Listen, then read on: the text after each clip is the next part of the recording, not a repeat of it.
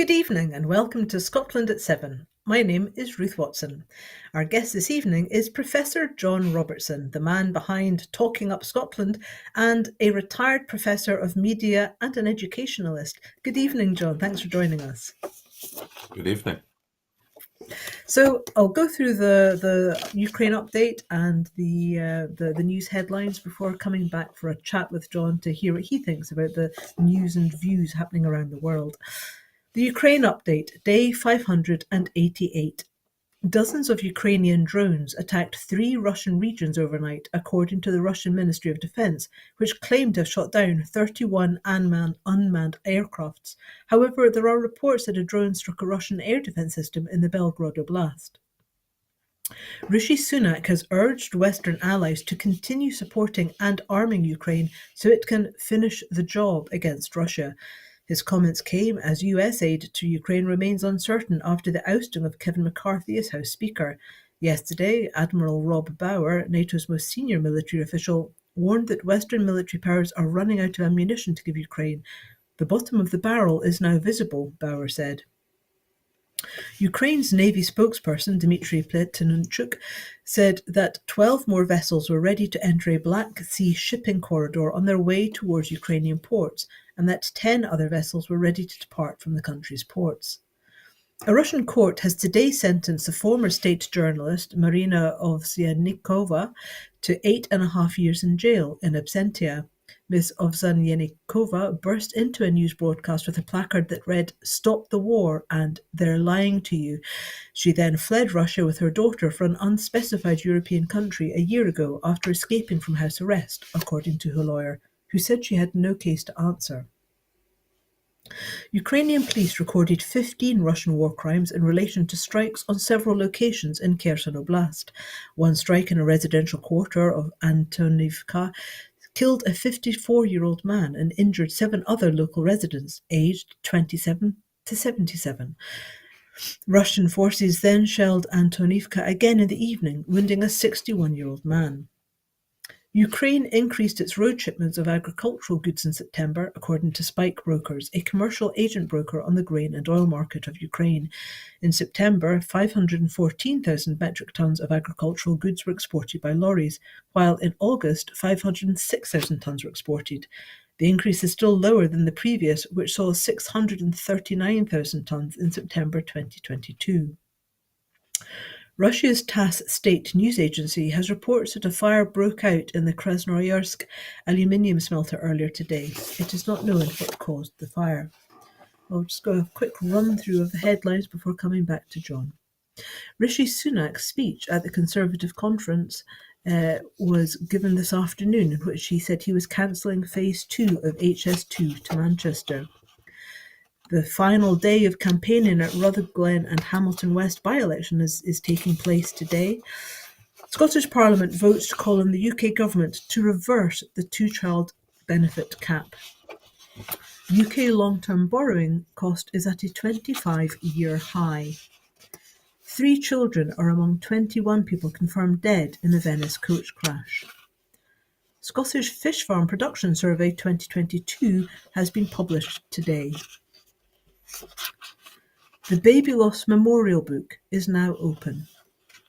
So, John, coming back to, it's got to be, what a story today. The Conservative Party conference, well, I know it's been covered in the last couple of days on Broadcasting Scotland, but jings, did they end in style or what? We had Penny Mordaunt saying that, sort of giving a speech that looked like she was a 14-year-old delivering a Shakespearean eulogy. And in the speech to the Conservative Party conference today, Prime Minister Rishi Sunak confirmed the speculation that has been surrounding the conference all week, that he was cancelling phase 2 of HS2 to Manchester. Mr Sunak announced that he would be diverting the HS2 funding into rail and road projects. However, his announcement did little to appease the anger and betrayal felt by the communities in the north of England. In one of his most tasteless remarks while talking about the Union, Rishi Sunak said, "Nicola Sturgeon wanted to go down in history books as a woman who broke up her country, but now looks like she may go down for very different reasons." In his list of road projects, Sunak also included the A75 to link up our great union. However, transport is devolved to the Scottish Parliament. On education, Mr Sunak said he would bundle A and T levels into a new advanced British standard qualification in which students must study maths and English to 18 and take about 5 subjects. The qualification will only apply in England as education in Scotland, Wales and Northern Ireland is devolved. On health, the Tory leader proposed giving people in England the choice of using private healthcare providers and having the bills paid by the NHS. In a speech low on surprises, Sunak made a brief reference to cultural war issues with an attack on transgender activism and said he would propose full life jail terms for sexual and sadistic murders. Sunak also reiterated plans to make it harder for people to claim sickness or disability benefits, saying, "We must end the national scandal where our benefit system declares that more than 2 million people of working age are incapable of actually doing any work." I mean, where to begin with this, John? I mean, there was surprise in Manchester, there was outrage about the HS2 issue. For starters, in Manchester, there was great surprise when he talked about linking Manchester to the airport, given that there's already a metro link from Manchester City to the airport. Given that Rishi Sunak is yet another Westminster Prime Minister who has been convicted by the police, has had to pay fines for convictions, and Nicola Sturgeon has not been actually even charged of any crimes, on suspicion of any crimes. That's also rich. The transport being devolved to Scottish Parliament and the new British standard qualification, which actually sees students studying fewer subjects than they can in Scotland. I mean, it just goes on and on. Is this intentional? Do you think? And is this an intentional, like a statement of intent that the Tories are coming for devolution, or is it just that they've completely lost the plot and Brexit mania has meant that they're sort of jack stepping so far to the right that they've kind of lost track of what it is that they're meant to be doing? There's, there's so much in there. I don't know which one to respond to. Can I just maybe surprise listeners by or viewers by just rewinding the tape to Ukraine, because I think there's something to say about that before we get to the astonishing, well, maybe not that astonishing. I'll come back to that events in Manchester. There are worrying signs for the Ukrainians, very worrying signs that Poland, Hungary, and Slovakia now are starting to weaken. They were always, I think, dubious. They were always ambivalent, I think, in terms of their support for Ukraine. There are strong pro-Russian elements, especially in Hungary and Slovakia. And Poland has a history, I think, of conflict with the Ukraine. So, they're not cohesive. They're not a very strong alliance. And, I've said before on this program that this war will end. It'll end through a negotiated deal of some kind. The Russians will have to get something, I'm sad to say. They'll have to get something for what they've done, or they won't give up. They just will not give up. I think, and the Americans and the UK is still very bullish about supporting them, but that's not going to last forever. So, important developments, I think, there. Um, Which is interesting. I Rishi mean, the Sunak's, whole so oh, sorry. the whole Hungary issue. I mean, so Hungary is depressingly still quite far right and pretty much kind of always has been.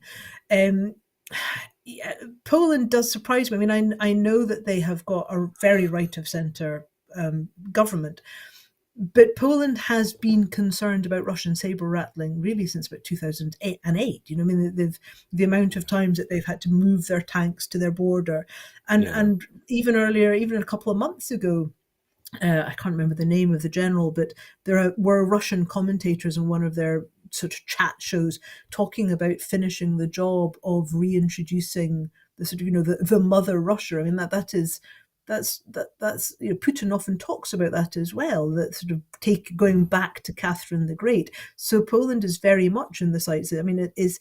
Do you think that this whole thing about the proxy war, Poland fighting its proxy war in Ukraine, is being sort of dropped for reasons of domestic expedience? this is a hugely complex area, as I'm sure you're aware, and it's one that I know a little about, but really a little. And I found it quite surprising, the first signs of weakening by Poland. I mean, the hostility between Poland and Russia historically, I mean, goes back, as you're well aware, go back centuries.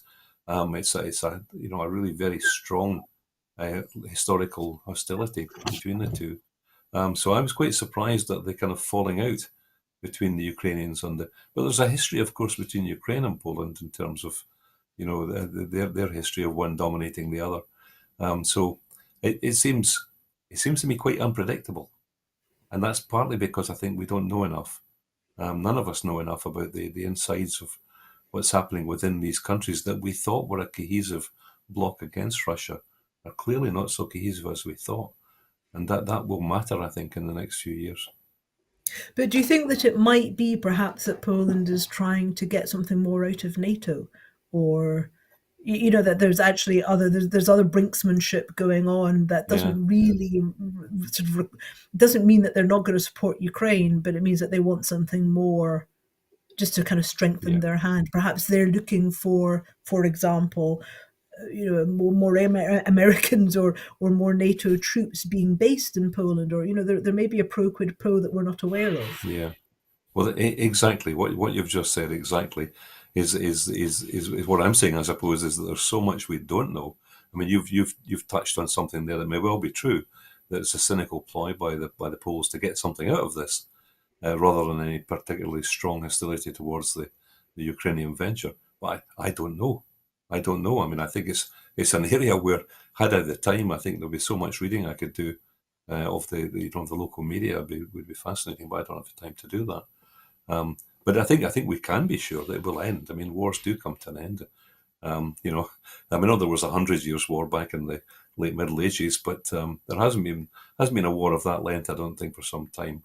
And so I Yeah, there think, were protracted periods of peace in amongst the lengthy skirmishes yeah, and yeah, mindless yeah, bloodshed.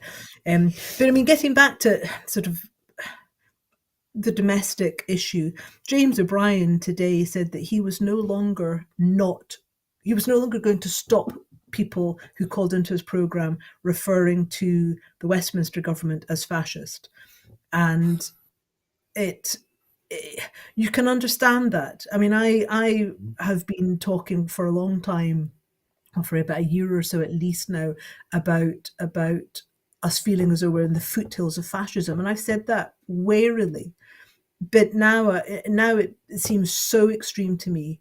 The rhetoric coming out of the Conservative Party would not have been out of place in 1937 Germany. I mean, Gary Lineker had it absolutely right. I mean, we are listening to the same rhetoric. We're listening to Oswald Mosley. We're listening to just the nastiest yeah, people from our recent history.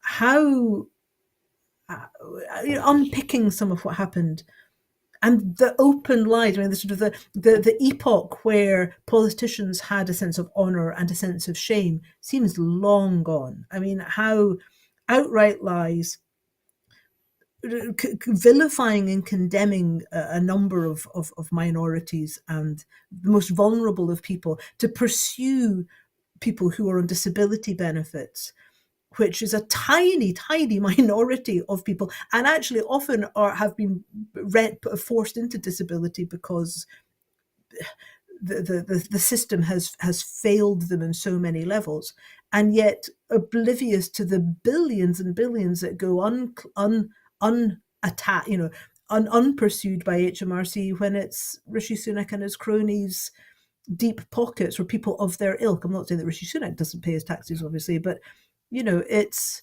Jacob Rees-Mogg doesn't pay many taxes because he's got his funds elsewhere. Just so, what was your takeaway from the Conservative Party conference as it closed today? Well, similar to your take. I don't know if I'd necessarily go so far down the road with regard to fascism here. I think British democracy, for all its faults, like American democracy, as we saw in the recent recovery from the attack on the Capitol, is I think is kind of robust. But what we have definitely seen is a cynical charge to the right by the Conservative Party. This is calculated. This is not actually probably that strongly ideological. I'm not sure many of these leaders believe what they're saying. What they do believe is that they have no chance. unless they do something dramatic and that they charge to the right, the popular right, and attract voters for whom it won't matter about anything else except keeping migrants out and um, of, except making sure that people next to them don't get benefits and suffer when they're unemployed. You know, I think that's what this is all about. This is still conservatism at its extreme end. It's not fascism, I'd say, but it's flirting with fascist ideas. I agree. Now the worrying thing, I think the really worrying thing is it might work. There is a constituency out there in the UK, a good 30 to 40%, who will love that talk, who will love the talk of turning guns on migrant boats, of turning everyone back, of depriving the poor of benefits, and of ignoring the super rich and the corporations. So I think it's a hugely worrying circumstance, which could make it quite difficult for Labour, for all their flaws, all their many flaws, to actually win next year. But the Tory party have moved so far to the right as to be far right and to fit that Mm, category, whether yeah. they are becoming fascist or not. So, I mean, obviously, you've got they're waging a war on woke lawyers. You've now got woke science. They Yeah. they are talking about sedition laws, which actually could end up being used. There has been talk Mm. about sedition laws being used against people who talk about the breakup of the British state, which would include Scottish independence supporters and Welsh You and me. independence supporters. Yeah, so I mean, it's not. I don't use the words that we're in the foothills of fascism or it's becoming a fascist construct. I don't use that lightly, and I know. that does concern me. And um, in terms of democracy, we've got the proroguing of Parliament, we've got gerrymandering, we've got the shifting of boundaries, and we've got the disenfranchising of people, which has been intentional and has been admitted as being intentional by Jacob Rees-Mogg and others. So Mm. in amongst all of that hateful, bitter, nasty populist politics, you've got the Tories that have shifted so far to the right that the BNP must just be laughing. And then you've Mm. got Labour that have trotted so into the right to occupy the space occupied by the centre right where the Tories used to be. So where do people? I mean, obviously in Scotland we have got choices, and the people of Rutherglen are being asked to make those choices tomorrow. But Yeah, yeah. in England, where do people go if they're not far right hate filled voters? Well, again, I don't disagree with your thoughts on the ideas that are being used here by still kind of democratic political parties. I mean, I don't think you could disagree that they are still basically democratic political parties. I mean, people in the south of England will, I think, regardless of this, I did say I was worried about this, but I have to say, in the south of England, I think the people who were voting for the Conservatives under David Cameron, I think that they will immediately, regardless of this, many of the middle class and educated people who voted Conservative in the past will move to the Liberals, and the Liberals will gain a fairly large presence. The Liberals, again, for all their many faults, remain a broadly democratic party. They've got lots of faults, but they are still a democratic party. I think Labour will take the working class areas in the north, and I think, regardless of what the Conservatives do here, they won't dominate.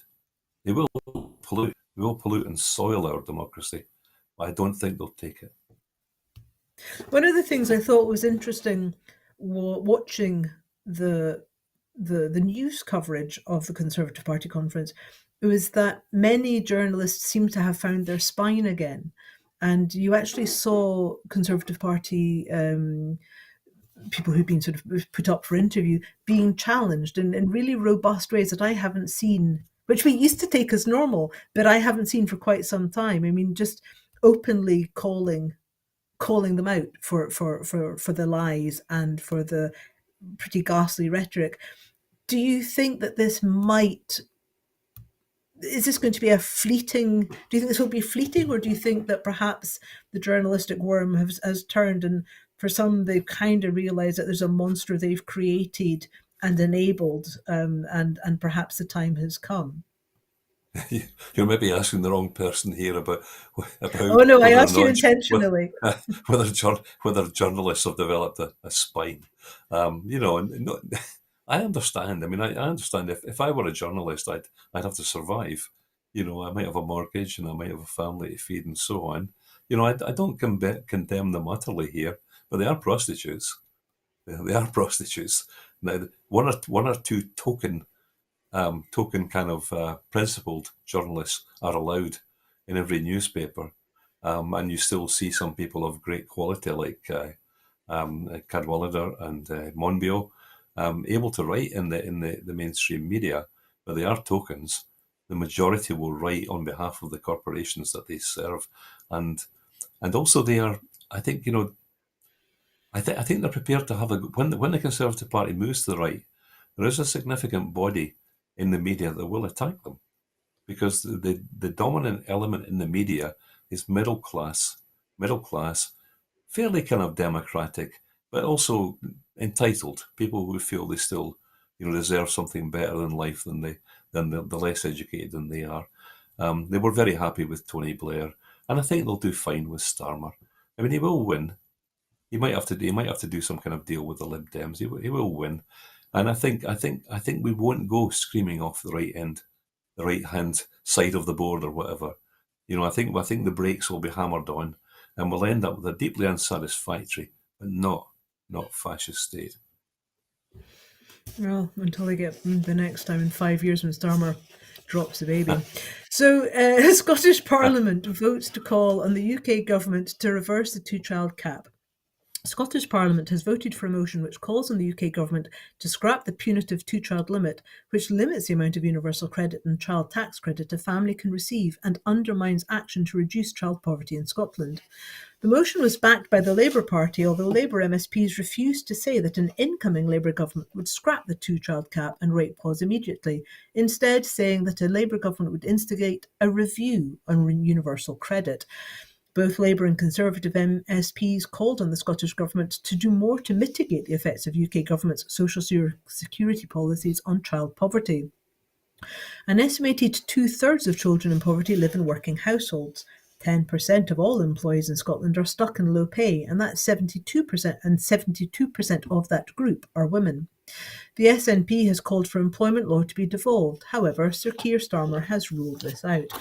So, I mean, it's to be welcomed, obviously, that the Labour Party has backed this, but there's kind of rank hypocrisy. So, I mean, Dame Jackie Bailey, not that long ago, was calling for, it's kind of like Schrodinger's union. Well, we want to stay in this union.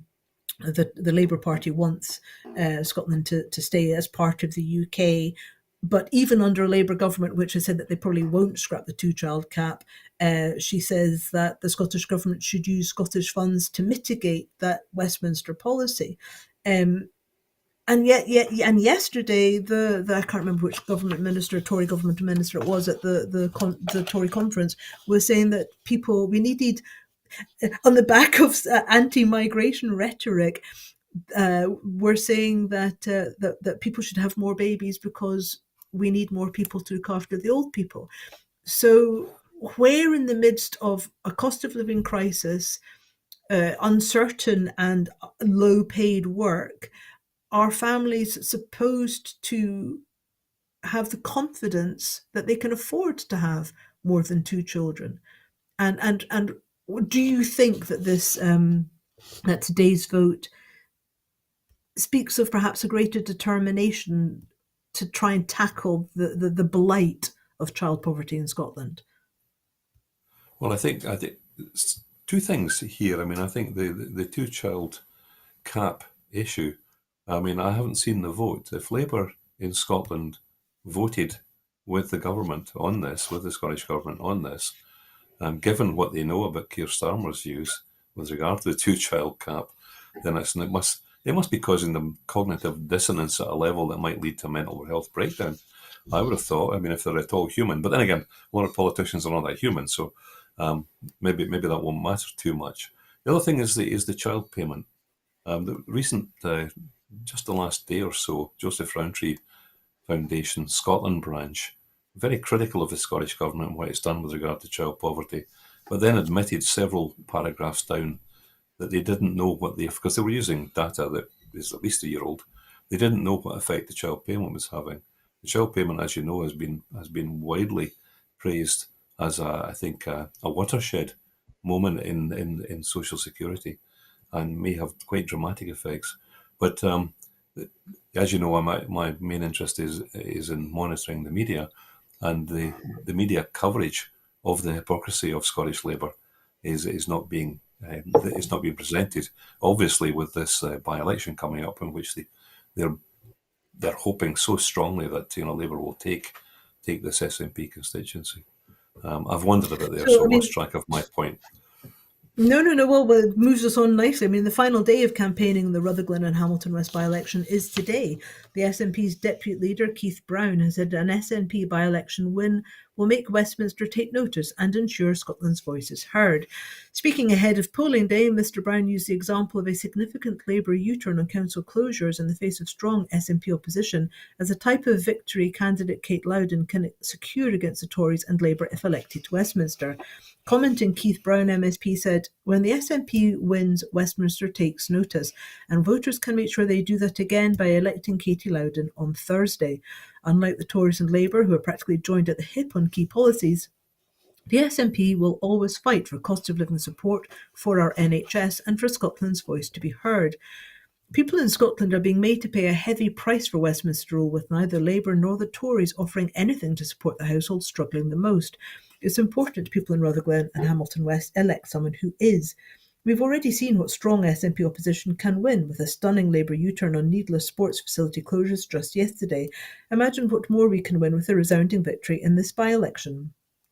For practical support that will put more money into people's pockets, ardent opposition to the Tory Labour Brexit and austerity regime, and a strong voice who will ensure Scotland is not ignored, vote SNP on Thursday, Brown said. So, I mean, as you pointed out, John, there's very little real kind of cohesive narrative and discussion around this in the media. Um, how do you think how aware do you think people in Rutherglen and Hamilton West are of the issues? I mean, obviously, the SNP has been in power for 13 years. I mean, perhaps they do think that Labour means change, and Labour certainly have been throwing as many English MPs up to tap on doors as they can. Do you think that this is as critical in a by-election as some of the commentators are saying? No, I don't. I don't think it is. I think it's important. I think it's important, but I don't think it's. I mean, by-elections. I don't think by-elections ever are that important. It gives people an opportunity sometimes to punish, and I think there is a distinct risk that the electorate there will punish the SNP for the SNP's perceived flaws, in particular, the business of the camper van and various things like this, which we all know really don't add up to much, but have been presented in the media as major faults, as a kind of corruption. And as you mentioned earlier, we saw Rishi Sunak talking about Nicola Sturgeon going down. I mean, I don't know which spotty 14-year-old research assistant came up with that idea for him, or maybe came up with it himself. I don't know. So clearly, I don't know what's happening. The polls suggest a narrowing of the gap. Had this by-election taken place 3 months ago, I think Labour would have clearly taken it. The SNP would have been punished, and deliberately punished by the electorate in the constituency. It's getting narrow here. I don't know what's going to happen. I should, lots of media commentators pretend they have no agenda, that they're impartial professionals and so on. I don't believe that for a minute. And I'll be happy to admit my agenda. I will be so pleased if the SNP hold on to that seat. If they don't hold on to it, I'll be straight round to the shops to buy a bottle of whiskey. So, I mean, Scotland's fabulous malt whiskies aside, I mean, it has been interesting because it seems to me, as somebody who's watching this, from the removed area of Angus, it seems to me that every time Keir Starmer's come up and opened his mouth, the polling has kind of dropped a little bit for Labour. Do you think that? Do you think that it is one of those things that sort of once once people hear what Labour actually stand for, they fall out of love with it a little more? Or do you think that it is a case of, the unionists will vote tactically and voters who are a bit just fed up may just stay at home? Or what do you think the Yeah. motivations are when people come to vote? I think the business of unionists, voting tactically. I think Labour and Conservative, I think, hate each other with a considerable degree of venom. So I think there's probably very little tactical voting. I think there is an element within Labour support which is strongly unionist and will occasionally vote Conservative. I think it's quite rare the other way for Conservatives to vote Labour, except where the Labour candidate is seen to be to the right, like Ian Murray in Edinburgh. So, you know, that's quite an uncertain perspective there. I've lost track. What was the rest of the question there? It's all right. We will move on to the next question. Okay. Oh, it was me saying every time Keir Starmer sticks his head up, the polls seem to drop for Labour. But Well, I think I just the wanted to problem was will be, sorry, if I could quickly answer that in that case, the yes, problem is, of please course, do. is that Scotland's media is not reporting that is an issue.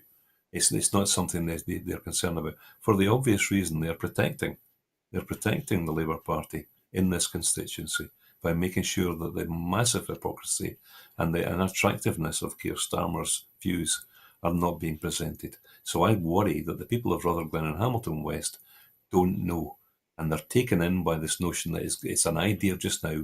They give the SNP a slap and it'll do them some good, and vote for this modern studies teacher. He must be suffering tremendous cognitive dissonance. He spends his days teaching children about hypocrisy and about inconsistency and about inequality and unfairness, and yet he's a Starmeroid candidate. Ah,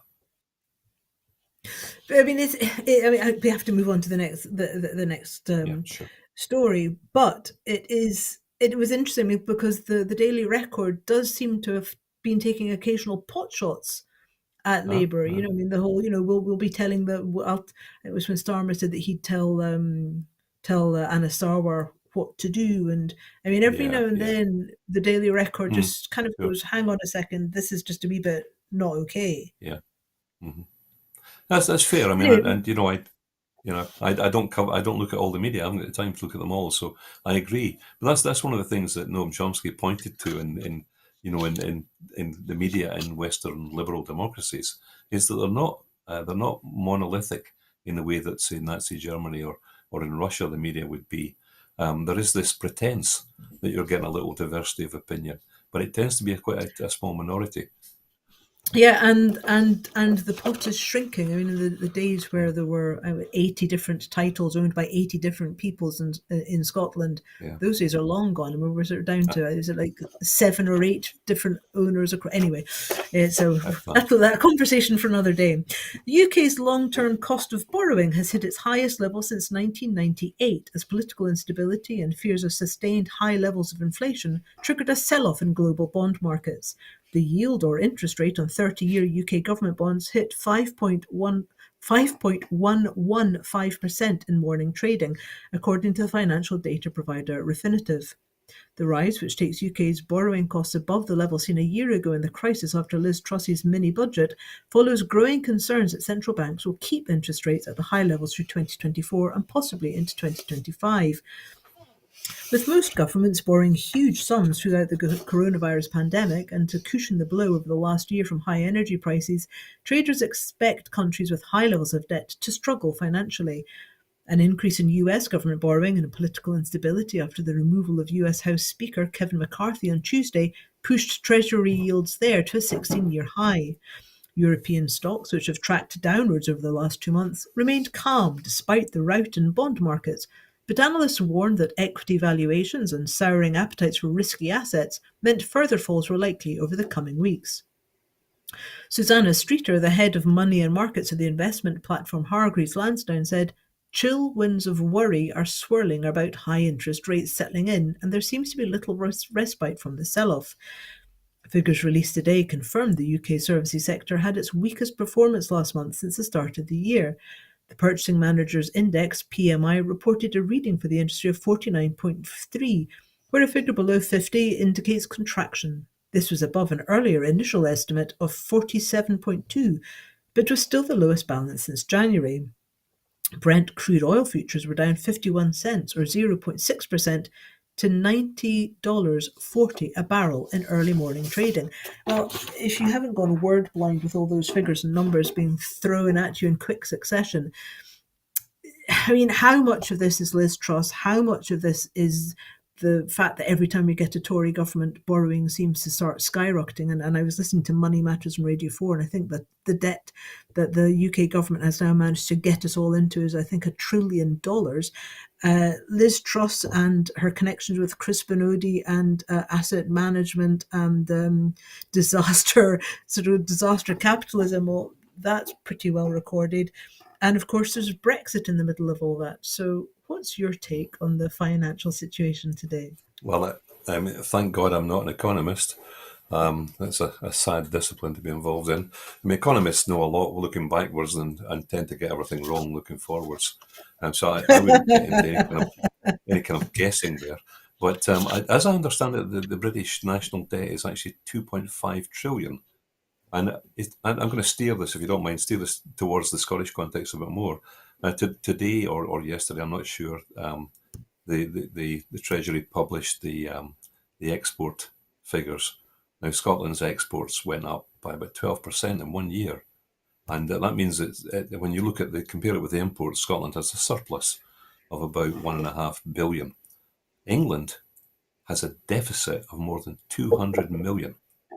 The national debt is entirely due, historically, over decades, perhaps centuries, is entirely due to the fact that the English economy massively imports and doesn't really export enough to justify that.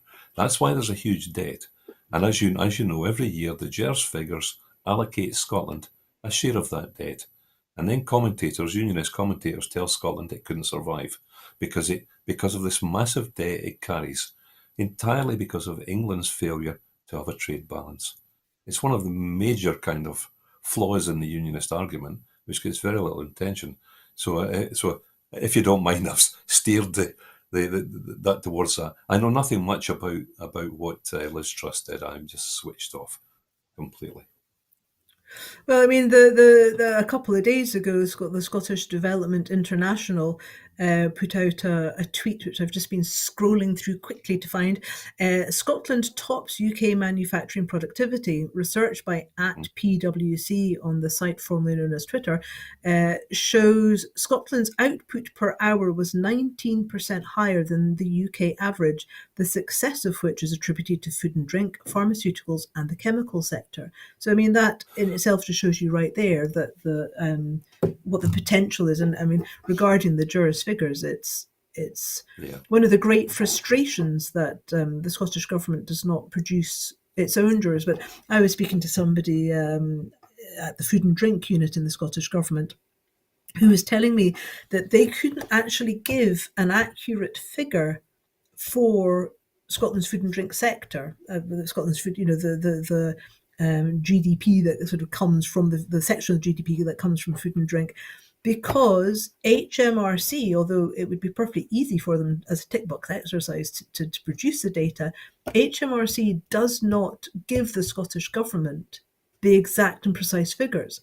So, for example, the figures for food and drink come because people literally sit going through the figures that HMRC produce at the end of the year and have to find those items that have the Scottish code SEO in front of it. So the figures that we get are not accurate. Yeah. And it can only be supposed, because I'm a cynic, that the reason they're not accurate is because the UK government is not interested in us knowing actually how much we're worth. Well, I mean, the Conservative Party admitted right at the start that the GERS figures were developed as a political tool to counter the rise of support for Scottish independence. No, there's much doubt about that. I sometimes like to think, and maybe in, 10, 20 years' time, when Scotland's independent, young modern studies students in S4 in a Scottish secondary school will look at the teacher and think, how could your generation have been taken in by that? How could you have been taken in by that clear piece of propaganda to deceive the Scottish people and suggest to them that they weren't capable of looking after their own economy. It's a And it's dream I very, I have. mean, so, yeah, I lived in Malaysia for quite a number of years, and such similar tactics were used there, and so Yeah, I yeah, have been in the presence of of generations who talk to me yeah, in exactly the way that you did, that they've had time to look back at their lives and go, yeah. oh my goodness. Mm, And it's actually really striking how many Malaysians I know who are very much in favour of Scottish independence, because they've had that yes. experience of watching those lights. Same trick. Yeah. So speaking about people who are up to their dodgy tricks. In a statement today, GB News announced that they have sacked two of their presenters. Lawrence Fox had been suspended over misogynistic remarks about political journalist Ava Evans while on the Dan Wootton Tonight Show. In the statement, GB News said it had ended its employment relationship with Fox. GB News also said its working relationship with regular presenter Calvin Robinson, who had issued a statement expressing solidarity with Wootton, was also over. Their internal investigation into Wootton, who had also been suspended, was continuing. Earlier, police announced that they had arrested Lawrence Fox at his home following comments encouraging people to vandalise ULEZ cameras. Those are the cameras that I can't remember what it says. I can't remember the unled the ULEZ. It Ultra low stands for emission something. zone. Thank you. In a Ultra low emission. statement, a police spokesman said on Wednesday, the 4th of October, officers arrested a 45-year-old man, gosh, the years have been hard on him, on suspicion of conspiring to commit criminal damage to ULEZ cameras and encouraging or assisting offences to be committed. He was arrested in Stockwell and has been taken to a South London police station where he remains in custody. Fox's arrest comes after he featured on a show on the video streaming site Rumble on Thursday, encouraging people to destroy ULEZ cameras and saying he would himself take an angle grinder to him. I mean, Fox, oh gosh, I mean, the man, he's a dodgy loon. But it's very interesting to see that this has been the tipping point for GB News, of course, whose editor is desperate to take over the Telegraph and I think the Spectator, so needs to look like he's actually squeaky clean. But I mean, Lawrence Fox, it's there have been Tory MPs and politicians who have been applauding people doing criminal damage to these ULEZ cameras. The party of law and order. I mean, it is it's something deeply unsavory being unleashed. Sort of using the likes of GB News, which is basically Tory news, the Tory news channel. I mean, is something deeply unpleasant being unleashed as standard, or is this just really a collection of random BAM pots coming together? Well, there clearly is something systematic going on in the background in terms of the funding, and clearly GB News was not viable, was close to dying quite early on, and even Andrew Neil jumped ship. There's a big rat, but still able to jump ship, obviously. I think clearly there's something going on to enable them to continue. Anytime I've watched GB News, if I didn't know what it was, I might think it was a spoof. It reminds me so much of a series called The Legal Gentleman, which was set in a rather disturbing little village in England somewhere, where every single character was creepy, very creepy. And the people who come on GB News, Lawrence Fox isn't the only one. Sometimes quite creepy people, and they, in the past, wouldn't have made it past the editors of broadcast television. So I don't know. I mean, it'd be going too far, I think, to think there's some kind of real conspiracy going on here. But there certainly are people who've got a bit of money and who kind of identify with those values, those misogynistic, racist, and other. I wouldn't go so far as to say fascist, because in a fascist state, they'd be the first. They'd be the first in the camps for their crazy sense of humour. That wouldn't be tolerated at all. I mean, in terms of, I mean, there were quite a number of people on social media sort of saying that Calvin Robinson's sacking showed there was a God, which was sort of quite ironic, obviously.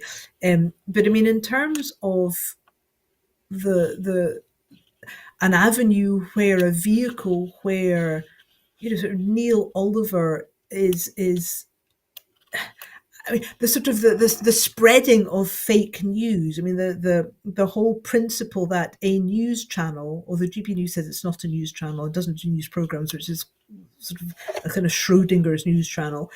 The whole issue of these news channels, which then spread and disseminate lies and misinformation or conspiracy theories, or encourage people to break the law. I mean, that's all, or have people on their payroll who are having to be dismissed because they are encouraging people to break the law, as happened with Lawrence Fox. I mean, what does this say about the standard? I mean, is GB News just trying to out Fox Fox?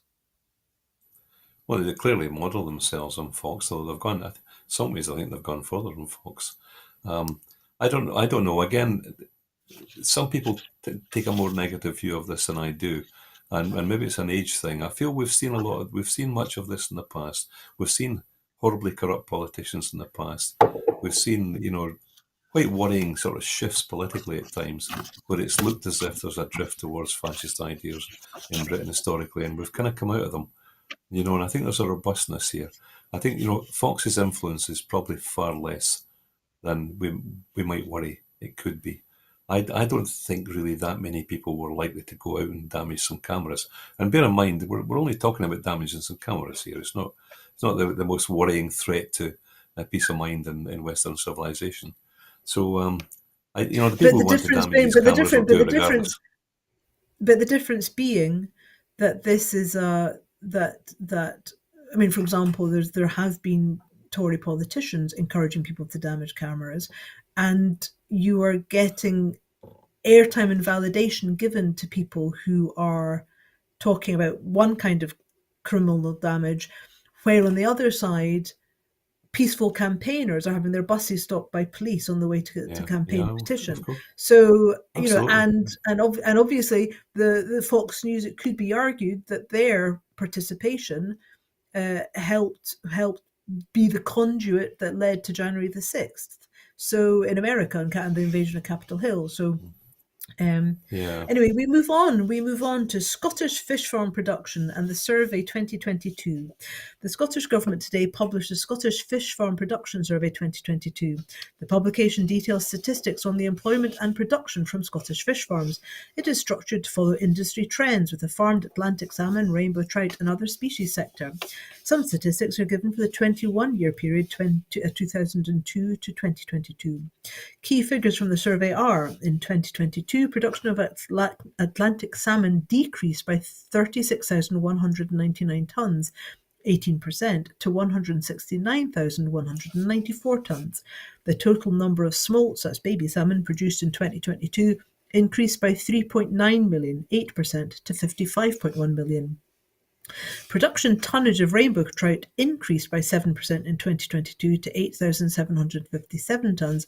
This is the highest level of rainbow trout production recorded in Scotland. Brown and sea trout production remained at 23 tonnes in 2022. In 2022, the total number of staff directly employed in salmon production was 1,508 people, an increase of 13 compared with 2021. The staffing figures refer to production of Atlantic salmon in seawater and do not include staff involved with processing or marketing activities. Commenting, that Cabinet Secretary for Rural Affairs, Land Reform and Islands, Maury Gudjon, said, "I welcome the publication of these statistics. Scotland's aquaculture sector is a significant contributor to our economy, generating approximately £885 million and an estimated 11,700 jobs while producing healthy and nutritious products. It is good to see a small uplift in direct employment in the sector and to see innovations and new strategies being deployed by the sector having a positive impact. We've seen a reduction in the reliance of imported salmonova, that's the eggs, and an increase in production and hatcheries in Scotland. This strengthens our domestic supply chain and improves resilience. We also know that some companies are working to change their production strategies, for example by increasing the average size of fish put to sea and reducing the marine phase of production. These figures also show that farmers are proactively responding to environmental and biological challenges and pressures, for example by making the responsible decision where necessary to harvest smaller fish to support health and welfare, which has resulted in decreased production figures." Do you have any strong feelings about fish factory farming in Scotland's waters, John, because I could go on a Yeah, lengthy rant. you probably could. And I suspect I know which way your rant might go.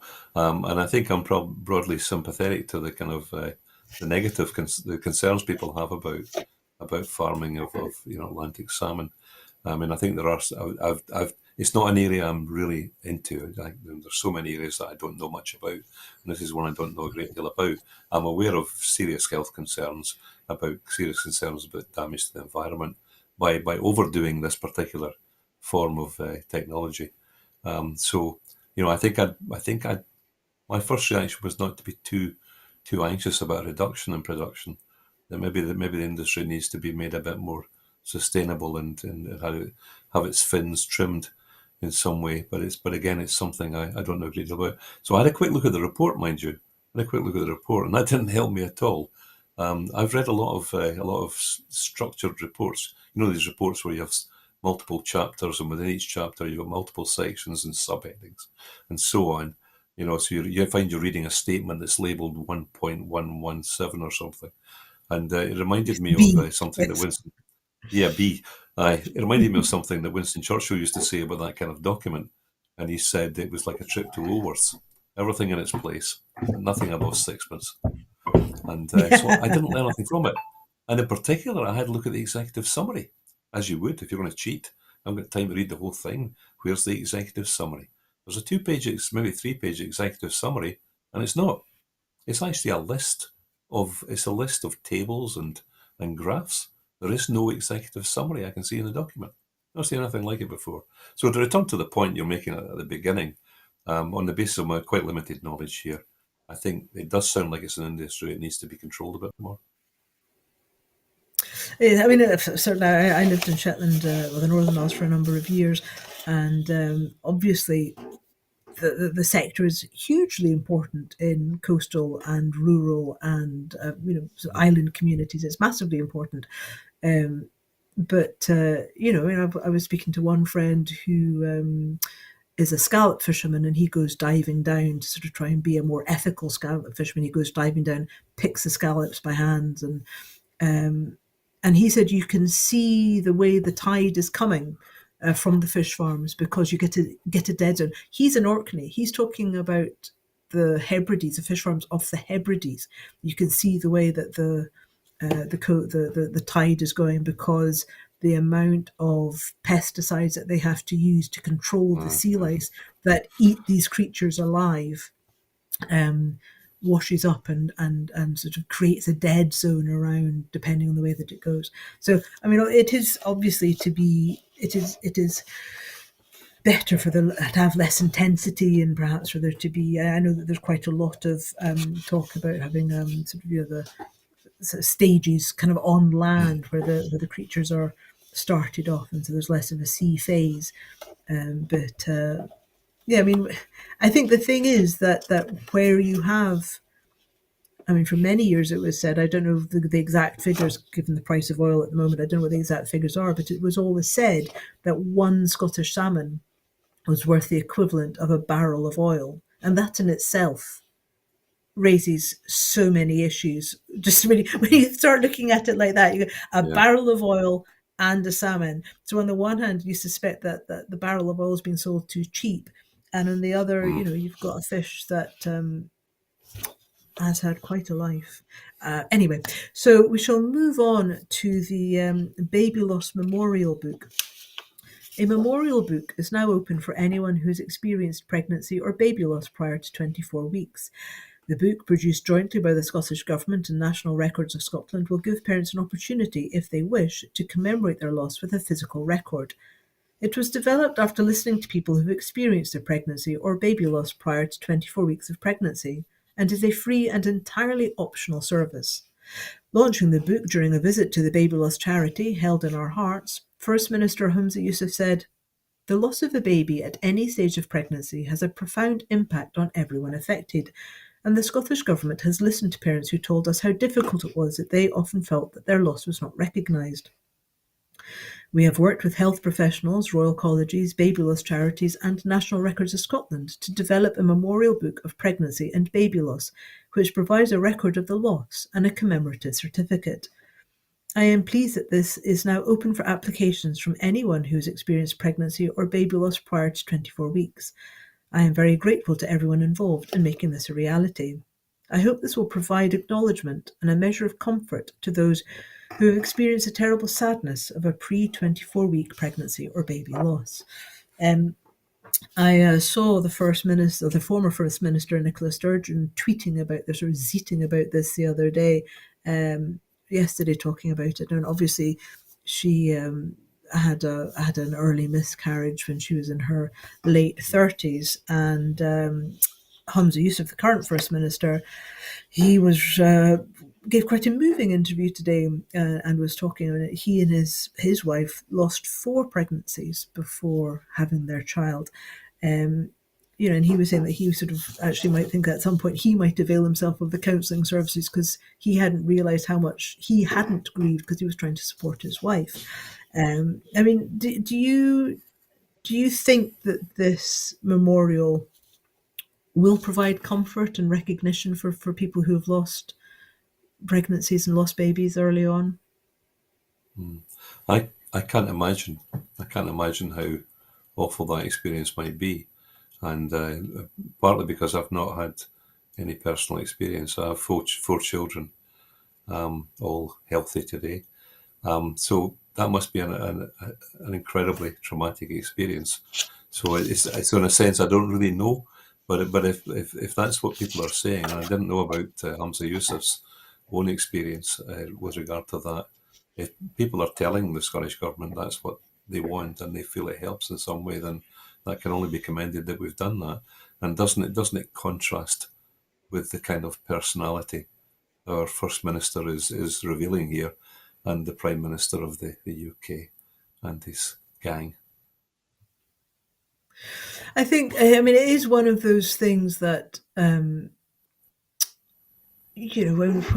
somebody loses a child, and one of my former colleagues, I remember, having to go home from work because she was having a miscarriage, and she had to stop the car on the way home to deliver this tiny what would have been her baby in the car.